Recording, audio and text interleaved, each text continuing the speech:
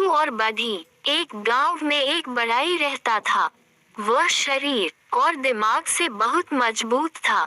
एक दिन उसे पास के गांव के एक अमीर आदमी ने फर्नीचर फिट करने के लिए बुलाया।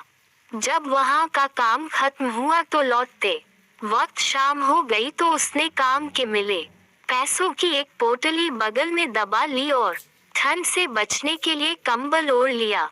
वह चुपचाप सुनसान रास्ते से घर की ओर रवाना हुआ। कुछ दूर जाने के बाद अचानक उसे एक लुटेरे ने रोक लिया।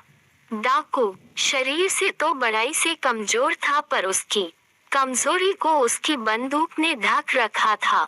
अब बड़ाई ने उसे सामने देखा तो लुटेरा बोला, जो कुछ भी तुम्हारे पास है सभी मुझे दे दो, नहीं तो मैं तुम्हें गोली मार दूंगा। ये सुनकर बड़ाई ने पोटली उस लुटेरे को थमा दी और बोला, ठीक है, ये रुपए तुम रख लो, मगर मैं घर पहुंचकर अपनी बीवी को क्या कहूँगा? वो तो यही समझेगी कि मैंने पैसे जुए में उड़ा दिए होंगे। तुम एक काम करो, अपने बंदूक की गोली से मेरी टोपी में एक छेद कर दो ताकि मेरी बीवी को लूट का यकीन हो जाए। लुटेरे ने बड़ी शान से बंदूक से गोली चलाकर टोपी में छेद कर दिया। अब लुटेरा जाने लगा तो बड़ाई बोला, एक काम और कर दो जिससे बीवी को यकीन हो जाए कि लुटेरों के गैंग ने मिलकर लुटा हो, वरना मेरी बीवी मुझे काया समझेगी। तुम इस कंबल में भी 4-5 छेद कर दो। लुटेरे ने खुशी खुशी कंबल में गोलियां चलाकर छेद कर दिए। इसके बाद बड़ाई ने अपना कोट भी निकाल दिया और बोला, इसमें भी 1-2 छेद कर दो ताकि सभी गांव वालों को यकीन हो जाए कि मैंने बहुत संघर्ष किया था।